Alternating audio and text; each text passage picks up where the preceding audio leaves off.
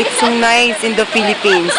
So dapat tayong tangkilikin ang sariling atin, ang wikang atin, ang Pilipinong atin. Sila po ang taga-bukid na nandito upang ipahayag sa atin kung ano talaga ang kagandahan ng ating kapaligiran.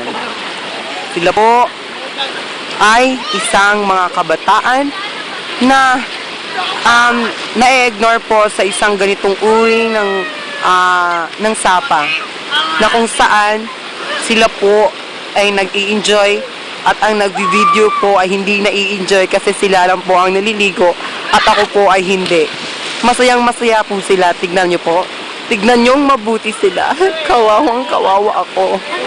Masakit na masakit.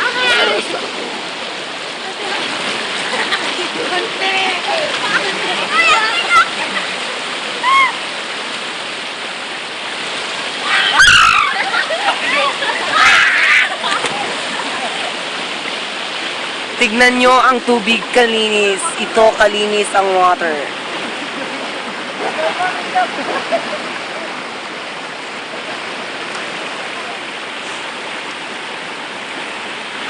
Ganyan po kalinis ang aming nililiguan dito, kung saan sila po ay napaka-ignorante at grabe po. So, sa gitong uri po ng buhay, maraming pagsisikap at paglilingkod sa ating bayan. Sa itong ganiuring kasiyahan po ay kakunti lamang kasiyahan, pero nai-enjoy po kami. Sila lang yes. For this time, I will speak this because sila lang po yung masaya. Ako po hindi. Tignan niyo po itong tubig. Masayang masaya po sila. Nakapaoy.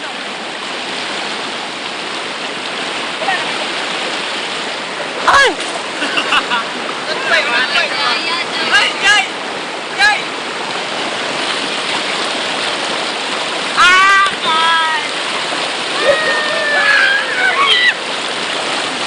Sa ganitong uri po ng sapa ay napakalinis, napakakintab ng ating balat. Balat.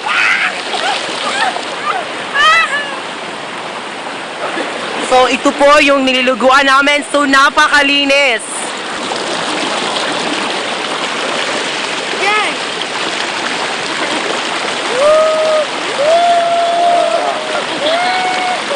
Woo! Kailangan naligo. Yung naligo, piste.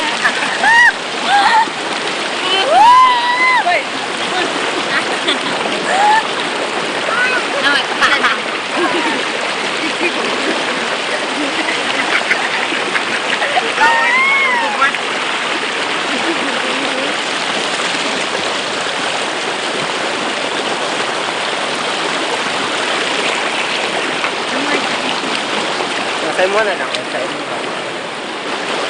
Ha? Ay, aray! Aray! Nako! Sakit ako eh.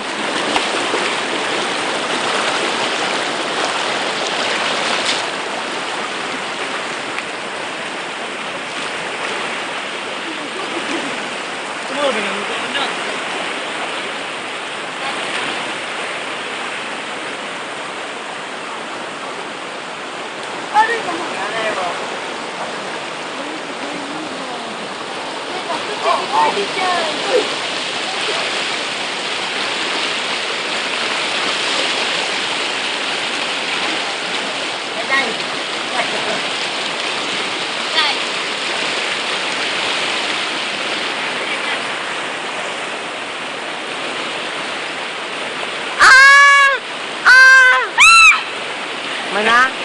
Power na good. Power na good siya.